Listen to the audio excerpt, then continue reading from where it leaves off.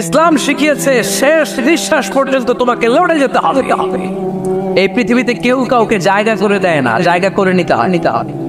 এই পৃথিবীটা the life is not a bed of roses, এটা ফুল বিছানো কোনো ফুল সজ্জা নয়, এটা কণ্টকা কীর্ণ। কেউ আপনার স্পেস করে দিবে না, কেউ আপনাকে সুযোগ করে দিবে না, কেউ আপনার জায়গা করে দিবে না, বরং আপনি জায়গা করে নিলে টাইনা নিচে নামা।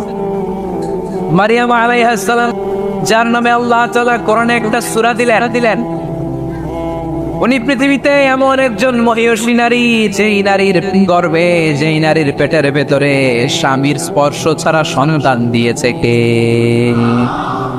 সাইয়েদনা ঈসা আলাইহিস সালাম পেটে আসলেন।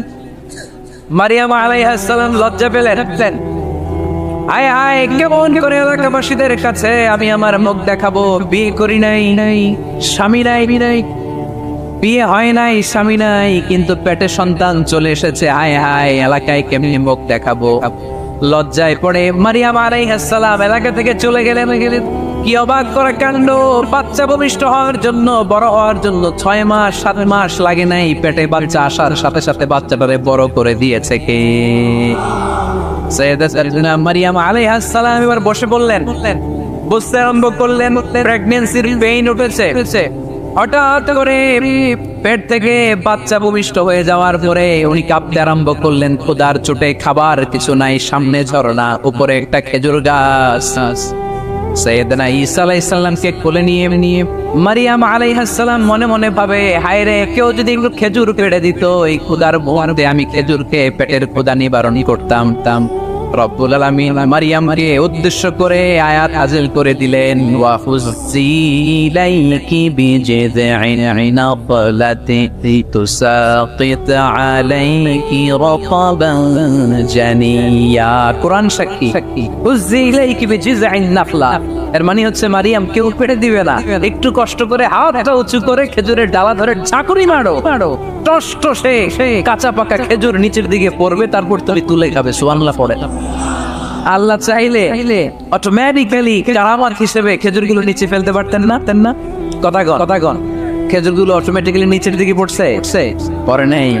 আল্লাহ শিক্ষা দিয়েছে, যেই পরিস্থিতিতে থাকো না কেন তোমাকে শ্রম ব্যয় করে কষ্ট করে তোমার উপার্জন করতে হবে, রিজিকের বন্দোবস্ত করতে হবে। চিল্লায় বলেন ঠিক কিনা? ইসলাম আমাদেরকে এটাই শিখিয়েছে, কাজে লজ্জা নাই। আবার বিশ্বনবী বললেন, ইন খামাতিস সাআ ওয়া ফি ইয়াদি আহাদিকুম ফাসিলাতুন, তোমাদের কারো হাতে যদি একটা চারা বীজ থাকে, সে যদি দেখে কিয়ামত হতে শুরু করেছে, ফা ইন ইসতাতা ইয়াগরিসাহা ক্বাবলা আন তাকুমাস সাআ ফালইয়াগরিসহা, কারো হাতে একটা চারা বীজ নিয়ত করেছে, চারা বীজটা রোপণ করবে। ইন দ্য মিন টাইম দেখলো কিয়ামত হতে শুরু করেছে, বিশ্বনবী বললেন, যদি তোমার সুযোগ থাকে কিয়ামত হওয়ার আগে চারা বীজটা রোপণ করে দাও। কথা বুঝতে পেরেছেন? আপনার হাতে একটা চারা বীজ, আপনি প্ল্যান করেছেন এই চারা বীজটা রোপণ করবেন। ইন দ্য মিন টাইম দেখলেন কি হওয়া শুরু হয়েছে? ইযা যুলজিলাতিল আরদু জিলজালাহা, দ্য বিগেস্ট আর্থকোয়েক, ভূমিকম্প শুরু হয়েছে, কিয়ামত হয়ে যাবে। বিশ্বনবী বললেন, কিয়ামত হইতেছে ওদিকে, আর তোমার হাতে যদি চারা বীজ থাকে, দেরি করো না, কিয়ামত তোমার কাছ পর্যন্ত আসার আগে সুযোগ পেলে চারা বীজটা রোপণ করে দাও। বিষ্ণু ইসলাম বললেন, ইয়াকিরু শাইতানু আলা কাফিয়াতি রাসি আহাদিকুম ইযা নাম। খেয়াল করে শুনবেন লক্ষ্মীপুরের ভাইয়েরা, চমৎকার একটা হাদিস। আমরা যখন ঘুমোতে যাই, শয়তান আমাদের প্রত্যেকের মাথার পিছনে 3টা অলসতার গিট মারে। কয়টা? আওয়াজ করে বলেন। 3টা অলসতার গিট মারে। ইয়াকিরু শাইতানু আলা কাফিয়াতি রাসি আহাদিকুম সালাসা হুকার। 3টা গিট মারে যখন আমরা ঘুমোতে যাই। অলসতার 3টা গিট মেরে আমাদের কানের সামনে এসে ফিসফিস করে মন্ত্র পড়তে থাকে, আলাইসা লাইলুন তাওয়িলুন ফারকুদ, আলাইসা লাইলুন তাওয়িলুন ফারকুদ। বিশাল লম্বা রাত, ঘুমাও। অনেক সময় আছে ঘুমাও, রাত 5টা বেজে যাচ্ছে, তাহাজ্জুদের সময় শেষ হয়ে যাচ্ছে, তখনও শয়তান বলে রাত অনেক লম্বা, ঘুমাও। ফজরের সময় পার হয়ে যাচ্ছে, সূর্য উঠে যাচ্ছে, শয়তান বলে আলাইসা লাইলুন তাওয়িলুন ফারকুদ, এখনো অনেক সময় আছে, লম্বা চৌড়া রাত পড়ে আছে, তুমি ঘুমাও। বিশ্বনবী বললেন, ফাইন ইস্তাইকাযা ওয়া যাকারাল্লাহ ইন হাল্লাত উকদা, আমার উম্মতের কেউ যখন ঘুম থেকে জেগে ঘুম থেকে ওঠার দোয়া পড়া শুরু করে দেয়, অলসতার প্রথম গিটটা সাথে সাথে খুলে দেয় কে? আপনি ঘুম থেকে উঠেই যখন ঘুম থেকে ওঠার দোয়া পড়বেন, আপনার অলসতার প্রথম গিট খুলে দেয় কে? ঘুম থেকে ওঠার দোয়াটা কি? আলহামদুলিল্লাহিল্লাযী আহইয়ানা বা'দা মা আমাতানা ওয়া ইলাইহির নুশুর। প্রশংসা সে আল্লাহ, যে আল্লাহ আমাদেরকে লম্বা একটা ঘুম শেষে, মৃত্যু শেষে আমাদেরকে ঘুম থেকে উঠালেন। এই দোয়াটা পড়ার সাথে সাথে শয়তান যে 3টা গিট মারছে, ওই 3টার একটা খুলে দেয় কে? Fine তাওয়াদ্দা in হাল্লাত আমদা। ঘুম থেকে জেগে ঘুমের দোয়া পড়ার পরে যখন কেউ ওযু করে ফেলে, অলসতার দ্বিতীয় গিটটাও খুলে দেয় কে? ওযু করার পরে ফাইন সাল্লাত ইন হাল্লাত উকদা, নামাজের মুসল্লায় দাঁড়িয়ে যখন নামাজ শুরু করে দেয়, অলসতার 3 নাম্বার গিটটাও খুলে দেয় কে? 3টা গিট যখন খুলে দেয়, রাসূল সাল্লাল্লাহু আলাইহি ওয়াসাল্লাম বললেন ফাসবাহা নাশীতাল কলব, নাশীত। তখন মুমিন বান্দা সজীব হয়ে ওঠে, প্রাণবন্ত হয়ে ওঠে, উচ্ছ্বসিত হয়ে ওঠে। ওয়া ইল্লা খাবিসান নাফসি কাসলান, আর যদি ঘুমিয়ে থাকে 3টা গিট তার মাথার পেছনে শয়তানের অলসতার লেগে থাকে, তাহলে তার দিনটা শুরু হয় অলসতা দিয়ে, আর সে হয় অলসতার রাজা। চিল্লায় কোন ঠিক কিনা? এজন্য আমরা যদি অলস হতে চাই না, কর্মঠ হতে চাই। আমরা আজকে অলসতাকে নো বলে যাবো এই মাহফিল থেকে। অলসতাকে আমরা কি বলবো? আওয়াজ করে বলতে হবে। অলসতাকে কি বলবো আমরা? মুমিনের জীবনে কোনো অলসতা নাই। অলস হয় মুনাফিকরা। অলস হয় তারা চিল্লায় বলতে হবে। মুমিনরা অলস হয় কারা? এজন্য কোরআনে আল্লাহ এই কথাও বলে দিলেন, ওয়াইদা কামু ইলাস সালাতি কামু কুসালা ইউরাউনান নাসা ওয়ালা ইয়াযকুরুনাল্লাহা ইল্লা কালিলা। সুবহানাল্লাহ পড়েন। মুনাফিকরা যখন মানুষকে দেখানোর জন্য নামাজে যায়, ওই নামাজে তাদের ইখলাস নাই, ওই নামাজের ভেতরে তাদের কোনো খুশু খুদু নাই, ওই নামাজের ভেতরে আছে শুধু অলসতা। ওই নামাজে কি আছে?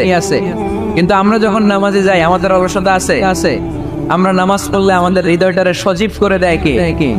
আমরা ওযু করলে আমাদের মনটাকে চাঙ্গা করে দেয় কে?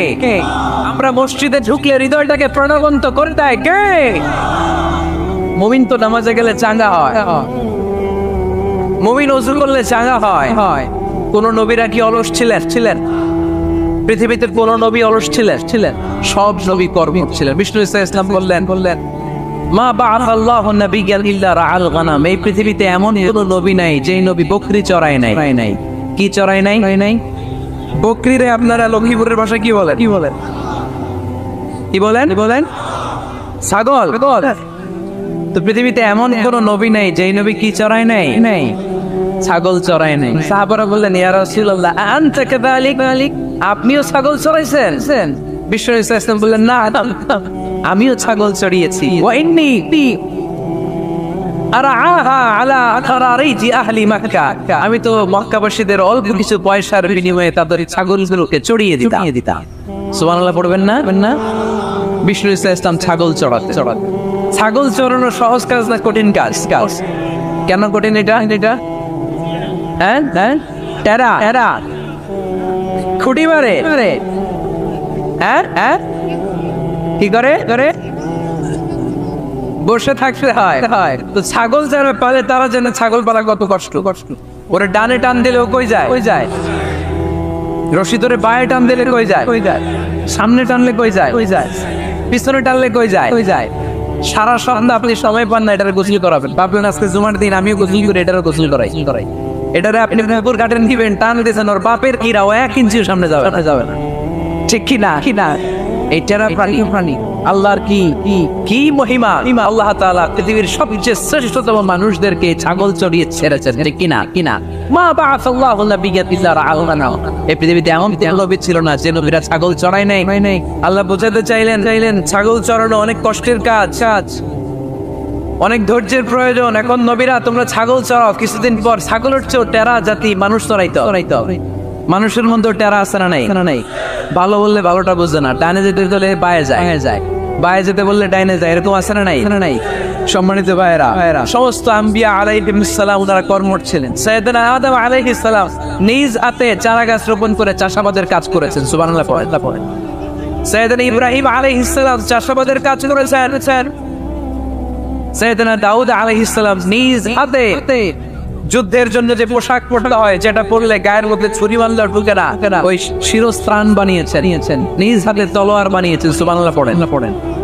সাইয়েদনা মুসা আলাইহিস সালাম ছাগল চড়িয়েছেন। সাইয়েদনা মুসা আলাইহিস সালামের মেজাজ নরম না গরম? নবীদের সবচেয়ে বেশি মেজাজ ওয়ালা নবী ছিলেন মুসা আলাইহিস সালাম। উনিও 8 থেকে 10 বছর সাইয়েদনা শুআয়ব আলাইহিস সালামের এরিয়াতে ছাগল চড়িয়েছেন। চিল্লায়ে বলেন সুবহানাল্লাহ। এজন্য নবীরা যেহেতু কাজ করেছেন, কর্মঠ ছিলেন, আমরাও কর্মঠ হব, ঠিক কিনা? সাহাবারাও কর্মঠ ছিলেন। বিশ্বনবীর সাহাবারাও ব্যবসা করতেন। সাইয়েদনা আবু বকরের বিশাল ব্যবসা প্রতিষ্ঠান ছিল। সুবহানাল্লাহ পড়েন। আপনারা হজ উমরা করেছেন কে? দেখি করছেন? মাশাআল্লাহ। যারা করেন নাই, আল্লাহ তাদেরকে আল্লাহর ঘর জিয়ারতের নসিব করো। বিশ্বনবীর মাকবরার সামনে দাঁড়িয়ে আমরা যেন সালাম পেশ করতে পারি, তুমি নসিব করো। বাইতুল্লাহ শরীফে এবং মসজিদ নববীতে আমরা যেন সালাত আদায় করতে পারি, আল্লাহ তুমি নসিব করো। সাইয়েদনা আবু বকর রাদিয়াল্লাহু তাআলা আনহুর ব্যবসা প্রতিষ্ঠান ছিল মক্কার কাবা ঘরের পাশেই। উনার ব্যবসা প্রতিষ্ঠানগুলো যেখানে ছিল ঠিক ওইখানে সৌদি সরকার এখন শপিং মল বানিয়েছে। মসজিদ আবু বকর মক্কা শহরের এখানে বহিরাগতরা এসে ওখানে ছাগল, ওখানে ঘোড়া, এগুলো রাখতো, আস্তাবল রাখতো। ঘোড়া আর ওট যেখানে রাখা হতো ঠিক ওই জায়গায় সৌদি সরকার ওটার পার্কিং লট বানায়। যেখানে আগে সাহাবাদের ব্যবসার জায়গা, ওইখানে বর্তমানে শপিং মল। যেখানে আগের সময়কাল সাহাবারা উট আর ঘোড়া রেখে বাড়িতো, ওইখানে এখন গাড়ি ঘোড়া রাখার ব্যবস্থা করা হয়েছে। সাইয়েদনা আবু বকর অনেক বড় ব্যবসায়ী ছিলেন। ওনার 20 টাকা দিয়ে হাবাসা থেকে আসা সাইয়েদনা বেলালকে তিনি 20,000 স্বর্ণ মুদ্রা দিয়ে উমাইয়া ইবনে খালাফের কবল থেকে তিনি মুক্ত করেছেন। সাইয়েদনা উসমান যুন্নুরাইন বড় ব্যবসায়ী ছিলেন। নিজের টাকা দিয়ে মদিনার মুসলমানেরা পানি খেতে পারে না। পীরে রুমা নামে একটা কুয়া ছিল, এই কুয়ার মালিক ছিল ইহুদি। মুসলমানেরা পানি খেতে গেলে এসে বকা দিত, পানি খেতে দিত না। বিশ্বনবী বললেন, আমার সাহাবীদের মধ্যে এমন কি কেউ নাই নিজের অর্থায়নে পীরে রুমা কিনে মুসলমানদেরকে দিয়ে দিবে? সাইয়েদনা উসমান যুন্নুরাইন বলল, ইয়া রাসূলুল্লাহ, আপনার খেদমতে আমি হাজির। মুহূর্তের মধ্যে সাইয়েদনা উসমান যুন্নুরাইন নিজের অর্থায়নে পীরে রুমাটা কিনে মুসলমানদের জন্য সদকা করে দিয়েছে। তো ব্যবসা না করলে, কর্মঠ না হলে, উপার্জন না হলে সদকা করা যাবে? চিল্লায় বলেন করা যাবে? সুনানে তিরমিজির বর্ণনা, বিষ্ণু ঈসা ইসলাম মক্কা থেকে যত সাহাবারা হিজরত করে মদিনায় এসেছে, মদিনাতে কোন না কোন সাহাবার সাথে বিশ্বনবী ভ্রাতৃত্বের বন্ধনে আবদ্ধ করে দিয়েছে। সুবহানাল্লাহ পড়েন। এজন্য মক্কা থেকে যারা এসেছে এদেরকে বলে মুহাজির। এদেরকে কি বলে? আর মদিনায় যারা ছিল এদেরকে বলে আনসার। এদেরকে কি বলে? আওয়াজ করে উত্তর দিবেন। মক্কা থেকে যারা এসেছে তাদের নাম, আর যারা মদিনার সাহাবী তাদের নাম আনসার। আজকে এই মাহফিলে লক্ষ্মীপুর এর বাইরে থেকে কারা কারা আসছে দেখি।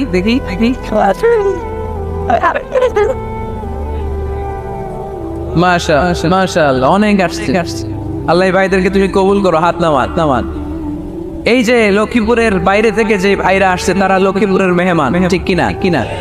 মক্কা থেকে হিজরত করে যে সমস্ত সাহাবারা এসেছিল তারা ছিল মদিনার মেহমান। বিশ্বনবী এক মক্কার সাহাবীকে মদিনার এক সাহাবীর সাথে ভ্রাতৃত্বের বন্ধনে আবদ্ধ করেছেন। আব্দুর রহমান ইবনে আউফ রাদিয়াল্লাহু তাআলা আনহু, ওনার সাথে ভ্রাতৃত্বের বন্ধনে যে সাহাবীকে বিশ্বনবী আবদ্ধ করে দিলেন, ওনার নাম হচ্ছে সাআদ ইবনে রাবিয়া। মদিনার অনেক বড় ব্যবসায়ী। বিশ্বনবী বললেন, ও আব্দুর রহমান ইবনে আউফ, সম্পদ ছেড়ে দিয়ে, পরিবার ছেড়ে দিয়ে, স্থাবর সব ছেড়ে দিয়ে আল্লাহ রাসূলের ভালোবাসায় মক্কা থেকে মদিনায় এসেছো। মদিনায় তোমার চিন্তা নাই, সাদ ইবনে রবিকে আমি তোমার ভাই বানিয়ে দিলাম। সাদ ইবনে রবি তোমার আপন ভাইয়ের মতো। সাদ ইবনে রবি বলল, আব্দুর রহমান যে বলে তোমারে কোনোদিন দেখি নাই, তোমারে আমি চিনি না, তোমার নাম শুনি নাই, কিন্তু বিশ্বনবীতে তোমার দায়িত্ব আমাকে দিয়েছে। আমার চেয়ে বড় ধনী মদিনার মধ্যে দ্বিতীয় কেউ নাই। আজ থেকে তুমি আমার ভাই, আজ থেকে তুমি আমার কি আল্লাহ আমাকে যত সম্পত্তি দান করেছে তার অর্ধেক সম্পত্তি আমি তোমার নামে দিয়ে দিলাম। ও আব্দুর রহমান ইবনে আউফ, শুধু তাই নয়, রব্বুল আলামিন আমাকে দুইজন স্ত্রী দিয়েছে। কয়জন? তুমি দেখো আমার কোন স্ত্রীকে তোমার বেশি ভালো লাগে, যার নাম তুমি বলবে সাথে সাথে আমি তারে তালাক দিয়ে দিব। তার ইদ্দত পালন শেষে তুমি তাকে বিয়ে করে তোমার সাথে নিয়ে যাবা। সুবহানাল্লাহ, সুবহানাল্লাহ। কারণ বিশ্বনবী তোমার দায়িত্ব আমার কাছে দিয়েছে, তুমি আমার ভাই। আমি মদিনার সবচেয়ে বড় ধনী, আমার অর্ধেক সম্পদ আমি তোমারে দিয়ে আমার দুই স্ত্রীর এক স্ত্রীকে তোমারে দিয়ে দিব। সাইয়েদনা আব্দুর রহমান ইবনে আউফ এই কথা শুনে অবাক হয়ে উনিও এক অবাক কথা বললেন। উনি বললেন, লা হাজাতা লি ফি আখি, ও আমার প্রাণের ভাই, তোমার কথা শুনে আমার হৃদয়টা ভরে গিয়েছে, কিন্তু তোমার সম্পদেরও দরকার আমার নাই, তোমার স্ত্রীরও দরকার আমার নাই। বারাকাল্লাহু ফি মালিক ওয়া লি আহলিক, আল্লাহ তোমার মালেও বরকত দেখ, তোমার সম্পদেও বরকত দেখ। তুমি শুধু একটু কষ্ট করবা। কি কষ্ট? দুল্লানি আলা সুক, show me the way to the market. তুমি মদিনায় কোনো মার্কেট আছে কিনা, শপিং মল আছে কিনা, ব্যবসা প্রতিষ্ঠান আছে কিনা আমার দেখায় দাও। সুবহানাল্লাহ পড়ে। আমরা হইলে কি করতাম? লক্ষ্মীপুরে যারা আসছে এদের একজনের যদি বলা হয়, ভাই আপনি এখান থেকে লক্ষ্মীপুরের ভাই, আমার অর্ধেক সম্পদ আপনারা দিয়ে দেবে, কি করবে? পায়ের উপর পা তুলে খাবে আর বলবে কি আনন্দ, আকাশে বাতাসে। ঠিক কিনা? এরপরে যদি বলি, ভাই আমার দুই বউ, যেটারে সুন্দর লাগে বলেন তালাক দিয়ে দেই, নিয়ে যান, কি বলবে? কি আনন্দ, আকাশে বাতাসে। আল্লাহ রাসূলের সাহাবী আব্দুর রহমান ইবনে আউফ বললেন, লা হাজাতা লি ফি, আমার দরকার নাই। দুল্লানি আলা সুক, just show me the way to market. এখানে মার্কেট কই আছে দেখায় দাও। অবাক হয়ে গেলেন সাদ বিন রবি, বললেন, ও আব্দুর রহমান ইবনে আউফ, ঠিক আছে, তুমি যদি নিতে না চাও তোমার আমি জোর জবরদস্তি করব না। শুনে রাখো, মদিনাতে ইহুদিদের কয়নুকার একটা বাজার আছে। এই কথা বলার সাথে সাথে আব্দুর রহমান ইবনে আউফ চলে গেলেন। এর পরের দিন অল্প কিছু পনির আর ঘি নিয়ে ব্যবসা শুরু করলেন। পনির আর ঘিয়ের ব্যবসা করতে ব্যবসায় তিনি এত লাভ করলেন, উনি বললেন, আমি যদি কখনো মদিনার বালুর মধ্যে হাত দিতাম, এই বালুটারও সোনা বানায় দিত কে? দুল্লানি আলা সুক, লক্ষ্মীপুরের কর্মঠ যুবক ভাইয়েরা, এ আব্দুর রহমান ইবনে আউফ আমাদের প্রেরণা। উনি অন্যের ঘাড়ে পাড়া দিয়ে খেতে চায় নাই, আরেকজনের উপর ডিপেন্ডেন্ট বা নির্ভরশীল হতে চায় নাই। তিনি স্বাবলম্বী হওয়ার শিক্ষা লেসেন কিয়ামত পর্যন্ত গোটা বিশ্বের যুবকদের জন্য রেখে গিয়েছে। চিল্লায় বলো ঠিক কিনা? দুল্লানি আলা সুক, show me the way to market. Market কোথায় দেখাও। পনির আর ঘি নিয়ে ব্যবসা করতে কয়েক মাসের ব্যবধানে ইতিহাস সাক্ষী সাইয়েদনা আব্দুর রহমান ইবনে আউফ মদিনার বিশাল বড় বিজনেস ম্যাগনেটে পরিণত হয়ে গেলেন। চিল্লায় পড়েন আল্লাহু আকবার। এজন্য ব্যবসার ভিতরে বরকত লুকিয়ে দিয়েছে কে? বিশ্বনবী বললেন, আত-তাজিরা সাদুকাল আমিন মা'আন নাবিয়্যিন ওয়াস-সিদ্দীকিন ওয়াশ-শুহাদা'i ওয়াস-সালিহিন। আমানতদার ব্যবসায়ী তারা সাধারণ কোনো মানুষ নয়, কিয়ামতের দিন নবীদের সাথে হাসর হয়ে যাবে। আপনারা যারা ব্যবসা করেন, এটা সাধারণ বিষয় নয়। বিষ্ণু ইসলাম নিজেও ব্যবসায়ী ছিলেন। ওনার জীবনের প্রথমে তিনি খাদিজা রাদিয়াল্লাহু তাআলা আনহার ব্যবসার স্টাফ হয়ে কাজ শুরু করেছেন, এরপর নিজে ব্যবসা শুরু করেছেন। এরপরে খাদিজাতুল কুবরা রাদিয়াল্লাহু তাআলা আনহার সব সম্পত্তি বিয়ের পরে বিশ্বনবীর পায়ের সামনে ঢেলে দিয়েছে। বললেন, ইয়া রাসূলুল্লাহ, এই সম্পদ আমি আপনাকে দিয়ে দিলাম, আপনি ইচ্ছা মতো দিনের প্রয়োজনে খরচ করেন। সুবহানাল্লাহ পড়েন। এজন্য বিষ্ণু ইসলাম আমাদের জন্য উপমা, আব্দুর রহমান ইবনে আউফ আমাদের জন্য উপমা। যারা ব্যবসা করেন তারা বিষ্ণু ইসলামের সুন্নাহ পালন করছেন। আত-তাজির আস-সাদুক আল-আমিন।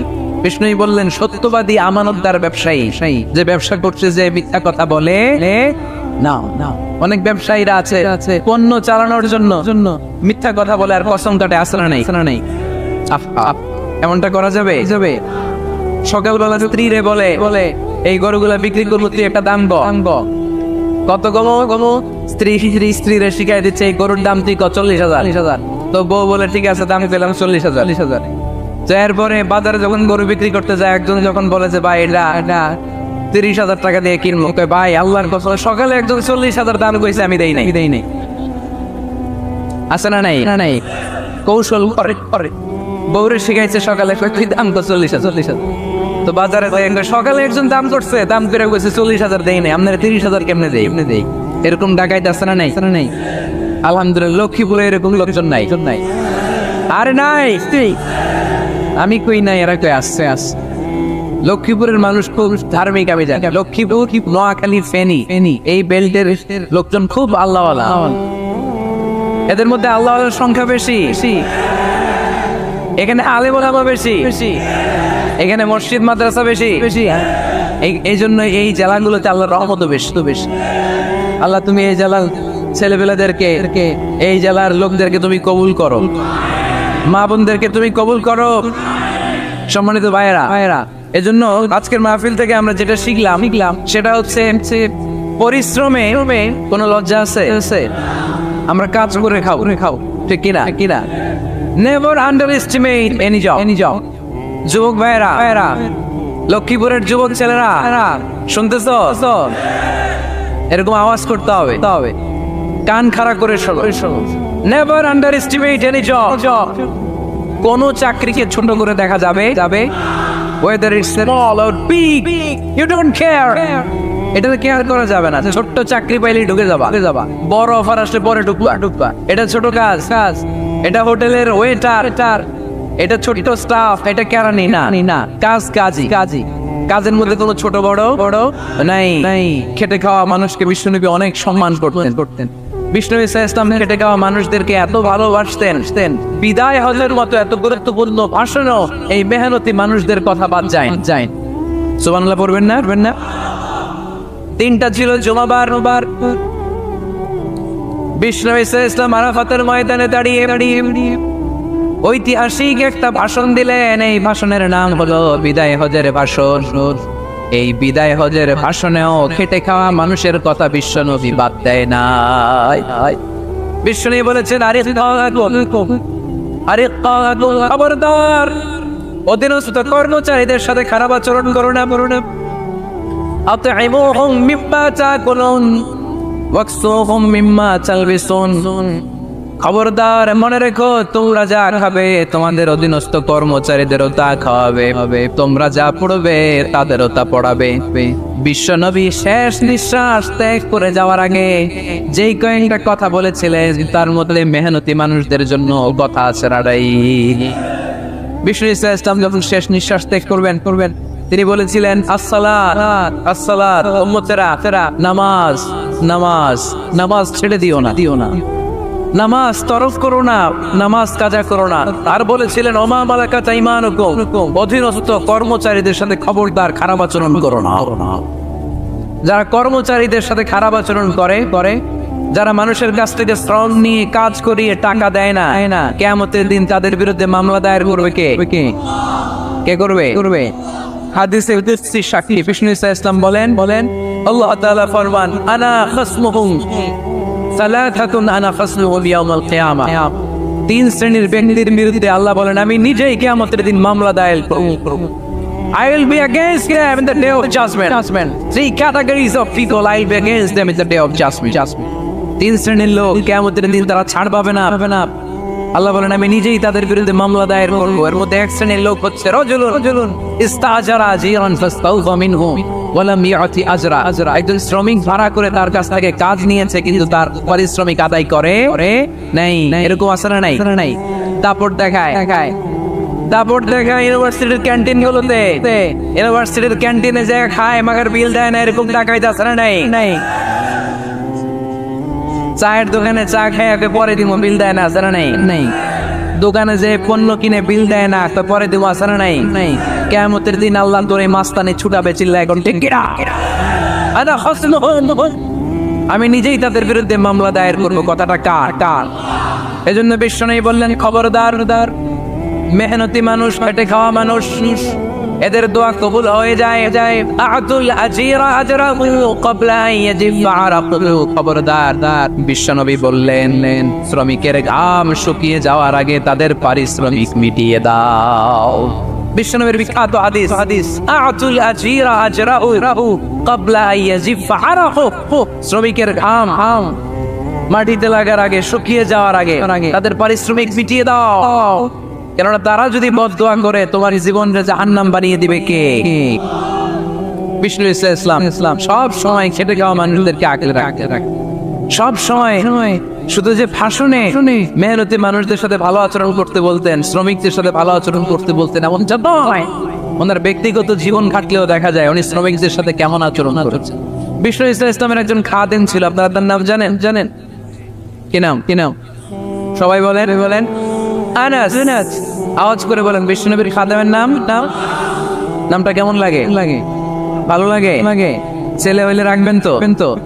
রাখবেন।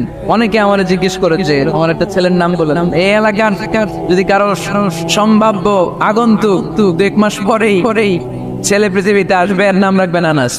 নাম কি রাখবেন? খাদিম রাসূলুল্লাহ, আল্লাহ রাসূল সাল্লাল্লাহু আলাইহি ওয়াসাল্লামের খাদেম। এই খাদেমের কাছ থেকে একটু শোনেন ওনার মালিক কেমন ছিল। শুনবেন নাকি কষ্ট হচ্ছে? সম্মানিত ভাইরা খেয়াল রাখবেন, কোন পীর সাহেবের ব্যাপারে যদি আপনি রিপোর্ট চান, পীর সাহেবের বউয়ের কাছ থেকে শুনতে। কথা কয় না, বোঝে নাই বোধহয়। একজন পীর সাহেব হুজুর উনি কেমন, রিপোর্ট নেবেন কার কাছ থেকে? বউয়ের কাছ। একজন বড় সাহেব, বড় নেতা, তার ব্যাপারে যদি রিপোর্ট পেতে চান, আমি কয়েকটা জায়গা বলে দিই, এই জায়গাগুলো থেকে রিপোর্ট নেবেন। 1 নাম্বার তার ড্রাইভার, 1 নাম্বার। 2 নাম্বার তার বাড়ির দারোয়ান, 2 নাম্বার। 3 নাম্বার তার খাদেম, 3 নাম্বার। 4 নাম্বার তার ঘরের কাজের মেয়ে, 4 নাম্বার। এদের কাছ থেকে আসল রিপোর্ট পাওয়া যায়, ঠিক কিনা? মাসালুল জান্নাতিল্লাতী وعد المتقون فيها أنهار من ماء غير آس وأنهار من لبن لم يتغير طعمه وأنهار من خمر لذة للشاربين وأنهار من عسل مصفى سبحان الله জান্নাতে যারা ঢুকবে জান্নাতের গলায় যেন, জান্নাতীদের গলায় যেন কোনো তৃষ্ণা না লাগে, এজন্য আল্লাহ তাআলা জান্নাতের ভেতরে 4 ধরনের সারাবান তাহুরার ঝর্ণা রাখবেন। কয় ধরনের? 1 নাম্বার হচ্ছে মিনারেল ওয়াটারের ঝর্ণা। মিনারেল ওয়াটার খান আপনারা? কোনটা খান? মাম খান, কেউ ফ্রেশ খায়, আর অ্যাকুয়াফিনা, আর কি খান? স্পা, আর কিনলে। এটা সবচেয়ে ভালো, এটার মধ্যে ঝামেলা কম, এটা টেস্ট করে জানা গিয়েছে। কিনলে খাবেন, কোকা-কোলা কোম্পানির, এটা ভালো পানি। কিনলে সবচেয়ে purified water ever in Bangladesh. বাংলাদেশে পাওয়া পরীক্ষিত সবচাইতে বিশুদ্ধ পানি হচ্ছে কিনলে। তো একজনকে মার্কেটিং করে দিতেছে হুজুরে। ভালো জিনিসের প্রশংসা করতে হয়, ঠিক কিনা? তো জান্নাতে যারা যাবে তাদের জন্য আল্লাহ তাআলা 4 ধরনের সারাবান তাহুরা রাখবে। সুবহানাল্লাহ কইবেন না? 1 নাম্বার মিনারেল ওয়াটার, মিনারেল ওয়াটারের ঝর্ণা, আপনি ওখান থেকে দেদারসে পান করবেন। নাম্বার 2 দুধের ঝর্ণা, ফ্রেশ মিল্ক এর ঝর্ণা থাকবে। নাম্বার 3 মধুর ঝর্ণা, মধু খাবেন বেশি বেশি, মধুর মধ্যেও শিফা আছে। এই কোরআনে 2টা জিনিসের ক্ষেত্রে আল্লাহ উল্লেখ করেছেন শেফা। এক হচ্ছে কোরআনটা নিজেই শেফা, সুবহানাল্লাহ। আর হচ্ছে দুধ, আর হচ্ছে মধুর ভিতরে শেফা আছে না নাই? আছে। তো বিশুদ্ধ পানির ঝর্ণা, দুধের ঝর্ণা, মধুর ঝর্ণা, আরেকটা থাকবে মদের ঝর্ণা। সুবহানাল্লাহ বাড়িতে গিয়ে বললেন, দুনিয়াতে মদ খাওয়া হারাম করছে কে? আর ওই আল্লাহ জান্নাতে আপনাদেরকে মদ খাওয়াবে। বোতলের মদও আছে, এটার নাম রাহিকুম মাখতুম, সিল্ড ওয়াইন। মিজাজুহা কাফুরা, কর্পূরের ফ্লেভার থাকবে। মিজাজুহু মিন তাসনিমের ফ্লেভার থাকবে। মিজাজুহা জানজাবিলা, জিঞ্জার ফ্লেভার, আদার ফ্লেভার থাকবে। সুবহানাল্লাহ পড়েন। কিন্তু ওই মদ খেলে মুখে দুর্গন্ধ হবে না, মাথায় মাতলামি আসবে না। আল্লাহু আকবার। কারণ ওই মদটা জান্নাতের যে সুন্দর সুন্দর সুঘ্রাণওয়ালা গাছ আছে, ফুল আছে, ওই ফুলের নির্যাস থেকে আল্লাহ বানাবেন। সুবহানাল্লাহ পড়েন। তো এজন্য 4 ধরনের সুপেয় পানি আল্লাহ তাআলা জান্নাতীদের জন্য রাখবেন। এর চেয়ে দামি একটা পানি রাখবেন, ওইটার নাম হচ্ছে আল কাউসার। কি নাম? পড়েন, ইন্না আ'তাইনাকাল কাউসার ফাসাল্লি লিরাব্বিকা ওয়ানহার ইন্না শানিআকা হুয়াল আবতার। সুবহানাল্লাহ। কাউসারের একটা ঝর্ণা থাকবে, এই কাউসারের পানি আহলা মিনাল আসাল, হাউজে কাউসারের পানি মধুর চেয়েও মিষ্টি। আবিয়াদু মিনাল লাবান, দুধের চেয়েও সাদা। আবরাদু মিনাস সালজ, বরফের চেয়েও ঠান্ডা। এক ঢোক যে খাবে চিরকালের জন্য তৃষ্ণা মিটে যাবে। এই সবগুলো যেন আল্লাহ আমরা পান করতে পারি। আরো জোরে পড়েন আমিন। জান্নাত এমন জায়গা যে জায়গায় শুধু শান্তি আর শান্তি। জান্নাতে অশান্তি আছে? মারামারি, কাটাকাটি, কিলাকিলি, হরতাল, টেনশন, ব্যারাম আছে কি? আরাম। জান্নাতে আছে কি? নাই কি? ব্যারাম। আরামের জায়গায় কোনো টেনশন নাই। জান্নাতের ভিতরে রোদ নাই, বৃষ্টি নাই, ভূমিকম্প আছে? দুনিয়াতে ভূমিকম্পের টেনশন হয় না? বন্যা আছে জান্নাতে? পুলিশের দৌড়ানি, র্যাবের দৌড়ানি আছে? বাড়ি ভাড়ার টেনশন, বিদ্যুৎ বিল, গ্যাসের বিল, গমে ধরে না আমাদের, ঠিক কি না? জান্নাতে কোনো টেনশন নাই। জান্নাত হচ্ছে আরামের জায়গা। আপনারা যারা যাবেন জান্নাতে 60 হাত লম্বা হয়ে ঢুকবেন। আহলুল জান্নাতে জুরদা ওয়া মুরদা, জান্নাতীরা হবে পশমবিহীন। এই যে দুনিয়াতে দাড়ি রাখা ওয়াজিব বা সুন্নাতে মুআক্কাদা, কিন্তু জান্নাতীদের গালে কোনো দাড়ি থাকবে না, মোজ থাকবে না, গায়ে পশম থাকবে না। আবনাউ সালাসিন ওয়া সালাসিন, সব জান্নাতি পুরুষরা হবে 33 বছরের তাগড়া যুবক। আল্লাহ, এখানে যেমনি আমরা একত্রিত হলাম, তোমার জান্নাতেও যেন আমরা একত্রিত হতে পারি, তুমি তৌফিক দাও। আর জোরে পড়েন আমিন। এতগুলো কথা কোত্থেকে এসেছে জানেন? জিজ্ঞেস করেছিলাম সবচেয়ে দামি সূরা কোনটা? একজন বলছে বাকারা। বাকারা মানে গাভী, গাভী থেকে দুধ, দুধ থেকে জান্নাত। সুবহানাল্লাহ পড়েন। কোরআনের কথা শেষ হতে যায় না, ইন্টার রিলেটেড, তাই না? একটার সাথে আরেকটা মিলে থাকে। খেয়াল রাখবেন, আল্লাহর কথা রাসূলের কথায় কোনো ফাঁক ফোকর নাই, আছে? এজন্য এই দুইজনের কথাই আমরা মানব। বিদায় হজের ভাষণে বিশ্বনবী বলেছিলেন, লাকাদ তারাকতু ফীকুম আমরাইন লান তাদিল্লু মা তামাসসাকতুম বিহিমা কিতাবাল্লাহ ওয়া সুন্নাতা রাসূলি। আমি তো চলে যাব, রেখে যাব দুটো জিনিস, যদি দুটো জিনিসকে মেনে চলো কখনো বিভ্রান্ত হবে না। একটা হচ্ছে আল্লাহর কিতাব, আর একটা হচ্ছে বিশ্বনবীর সুন্নাত। এই দুইটা আমরা আঁকড়ে ধরবো। রাজি আছেন তো? পৃথিবী যেদিকে যাক আমি থাকবো দুইটা নিয়ে, ইনশাআল্লাহ। পড়েন। কোরআনের সবচেয়ে দামি সূরা কোনটা বলেন? ফাতিহা। কিছু বলতেছে ফাতিহা, পিছনের ভাইরা কি বলবেন? হ্যাঁ, ইয়াসিন। আর আচ্ছা এবার বলেন, আমি সহজ করে দিই, বলেন কোন সূরা না পড়লে নামাজ হয় না?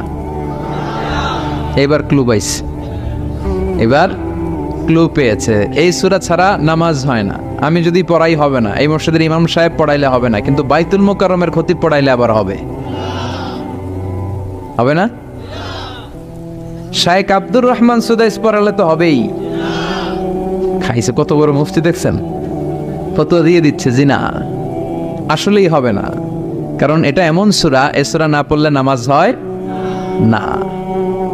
বিশ্বনবী বুখারীর বর্ণনায় বলেছেন, আ'যামুস সুওয়ার ফিল কোরআন, কোরআনের সবচেয়ে দামি সূরা। এটা আমার বানানো কথা না, সবচেয়ে দামি সূরা। এই সূরার মতো সূরা কোরআনে তো নাই, তাওরাতের ভেতরেও নাই, ইনজিলের ভেতরেও নাই, জাবুরের ভেতরেও নাই। 60টা মাত্র আয়াত। কয়টা? কার কার মুখস্থ নাই হাত তোলেন। সূরা ফাতিহা মুখস্থ নাই কার কার? হাত তোলেন। হিন্দু ভাই নাই কেউ? আমাদের অনেক মাহফিলে হিন্দুরা আসে, হিন্দুদেরও মুখস্থ। সুবহানাল্লাহ কইবেন না? এই দেশের অনেক হিন্দুরা কালেমা পড়ে জানেন? বিশেষ করে তুফানের সময় আরো বেশি পড়ে। কক্সবাজারে যখন জলোচ্ছ্বাস হয়, তখন মহেশখালীতে যে বৌদ্ধ মন্দির আছে, স্বর্ণ মন্দির, ওই বৌদ্ধ মন্দিরের গৌতম বুদ্ধের যারা অনুসারী তারা নিচে নেমে আসে তুফান দেখে, আর বলে লা ইলাহা। ওরা বোঝে তুফান থেকে শুধু একটা কালেমাই বাঁচাতে পারে, আল্লাহ ছাড়া বিপদ থেকে কেউ বাঁচাতে পারে। আমি একবার লঞ্চের ভেতরে তুফানে পড়ছিলাম, তো লঞ্চ ডুবে যাবে তুফানের ধাক্কায়। তো দেখলাম লঞ্চের ভেতরে শুধু মুসলমানরাই জিকির করে না, হিন্দুরাও জিকির করে।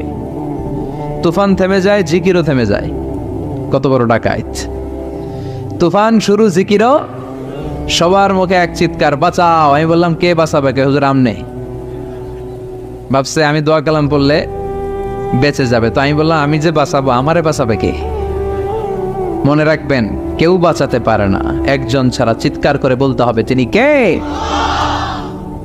কোরআনের সবচেয়ে দামি সূরার নাম সবাই বলেন।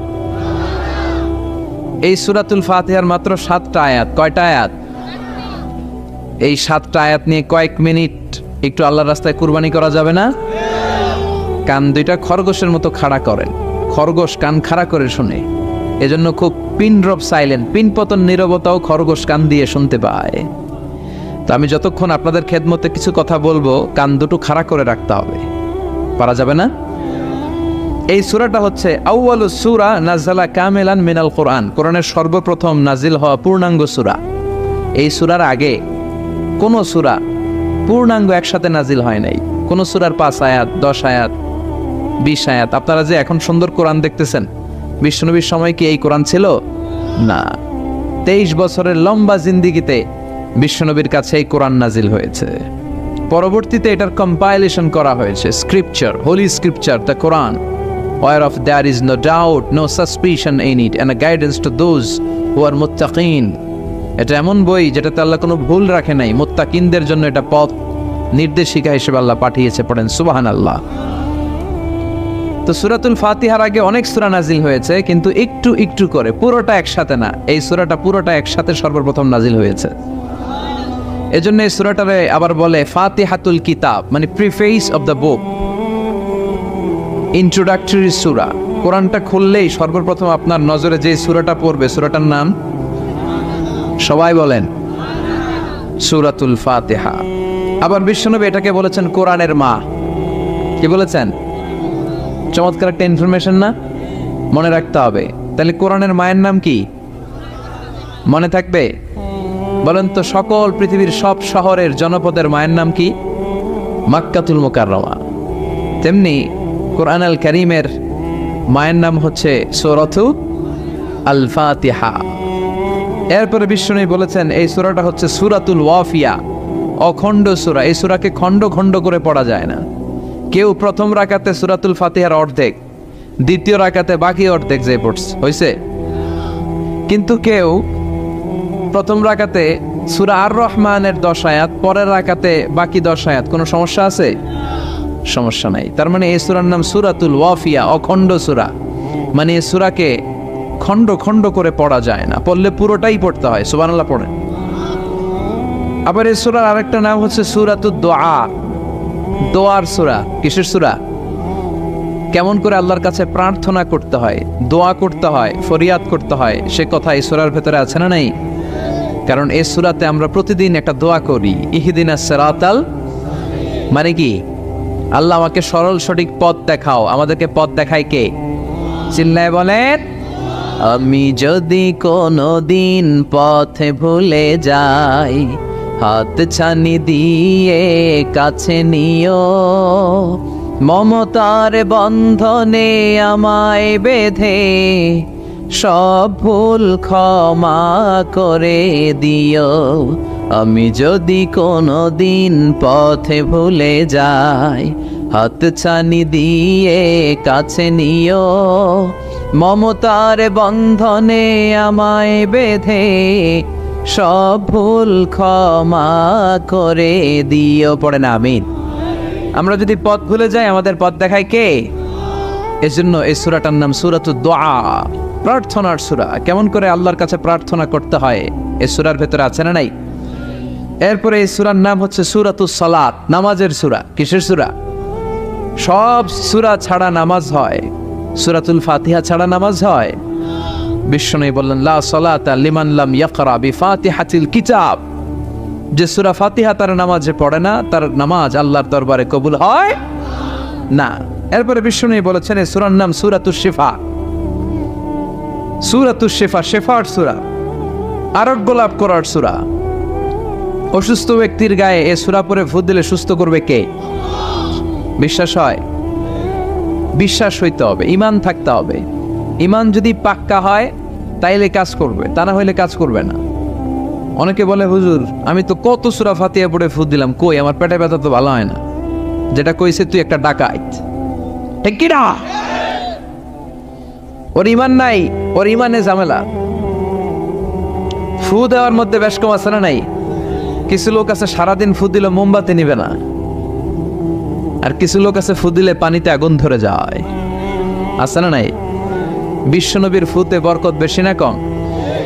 সাহাবারা বলল, ইয়া রাসূলুল্লাহ সাল্লাল্লাহু আলাইহি ওয়াসাল্লাম, আমাদের কুয়ার ভেতরে পানি নাই, পানির লেয়ার অনেক নিচে নেমে গিয়েছে, পানি উঠাতে পারি না গো নবী, আপনি দোয়া করে দেন। বিশ্বনবী এসে অজু করলেন, অজুর কিছু পানি মুখে নিয়ে কুলি করে ওই কুলির পানি কুয়াতে ছেড়ে দিলেন। ছেড়ে দেয়া মাত্রই পাম্প মেশিন দিয়ে পানি উঠালে যেমনি লাফিয়ে লাফিয়ে পানি ওঠে, মুহূর্তের মধ্যে নিচের লেয়ারের কুয়ার পানি লাফিয়ে লাফিয়ে উপরে উঠতে শুরু করেছে। আরেক সাহাবী বললেন, ইয়া রাসূলুল্লাহ, ইয়া হাবিবাল্লাহ, আমাদের কুয়ার পানি বড্ড লবণাক্ত, লবণাক্ত পানি আমরা পান করতে পারি না, আপনি এসে দোয়া করে দেন যাতে কুয়ার লবণাক্ত পানিটা মিঠা পানি হয়ে যায়। বিশ্বনবী সাহাবীর সাথে গেলেন, ওযু করলেন, কুলির পানি কুয়াতে ছাড়লেন, 1000 বছরের লবণাক্ত কুয়ার পানি মুহূর্তের মধ্যে মিঠা পানি বানিয়ে দিল কে? এই সুন্দর ফুল সুন্দর ফল মিঠা নদীর বাহানি, আল্লাহ তোমার মেহেরবানি, তুমি কতই দিলে রতন, ভাই বেরাদর পুত্র স্বজন, ক্ষুধা পেলে অন্ন যোগাও, মানি চাই না মানি, আল্লাহ তোমার মেহেরবানি। পড়েন, সুন্দর ফুল মিঠা নদীর পাহানি, আল্লাহ তোমার মেহেরবানি। সুবহানাল্লাহ পড়েন। বিশ্বনবীর ফুতে বরকত আছে না নাই?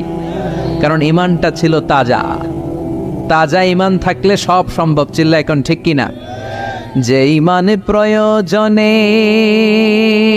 জ্বলে ওঠে না, যে ইমান সত্যনের কথা বলে না, যে ইমান প্রয়োজনে জ্বলে ওঠে না, যে ইমান সত্যনের কথা বলে না, যে ইমান বাস্তবে নাই, যে ইমান অন্তরে নাই, মুখে শুধু কথার কলি, কি করে তারে বলো ইমানে বলি, ঠিক কি না? কি করে তারে বলো ইমানে বলি, কি করে তারে বলো ইমানে বলি। যে ইমান দিন কায়েমের আন্দোলনের ধার ধারে না, যে ইমান লেবাসধারী কোরআন হাদিস তাও পড়ে না, যে ইমান খাজার নামে মাজার গড়ে ফুলুস কামায়, আছে না নাই? যে ইমান শিরকিয়াতের আমল করে ভীত না হয়, যে ইমান ইমানে ভুলে নাস্তিকতার মঞ্চে ওঠে, আছে না নাই? যে ইমান বাতিল মতের দোসর হয়ে ফায়দা লুটে, যে ইমান শুধুই কেবল খায় দায় আনন্দ করে, যে ইমান দেখে না যে আরাকানে ভাইরা মরে, যে ইমান বাস্তবে নাই, যে ইমান অন্তরে নাই, মুখে শুধু কথার কলি, কি করে তারে বলো ইমানে বলি, কি করে তারে বলো ইমানে বলি, কি করে তারে বলো ইমানে বলি। চিৎকার করে বলেন ঠিক কিনা? তার মানে ইমানে ইমানে পার্থক্য আছে না নাই? আমরা পাক্কা ইমানদার হতে চাই, আমরা পরিপূর্ণ মুমিন হতে চাই। যে ইমান ছিল আবু বকরের অন্তরে, যে ইমান ছিল ওমরে ফারুকের অন্তরে, আল্লাহ তুমি কবুল করো। তাহলে এই সূরা এমন সূরা, যে সূরা পরে ফু দিলে অসুস্থরে সুস্থ করে দেয় কে? বিশ্বাস হয়? ইমান আছে তো? গন্ডগোল নাই তো? ফু দিলে সুস্থ হয়ে যাবে। সূরাতুশ শিফা। নিজেই নিজেকে রুকিয়া করবেন, তাবিজ ঝুলাবেন না। তাবিজ ঝুলাতে বিশ্বনবী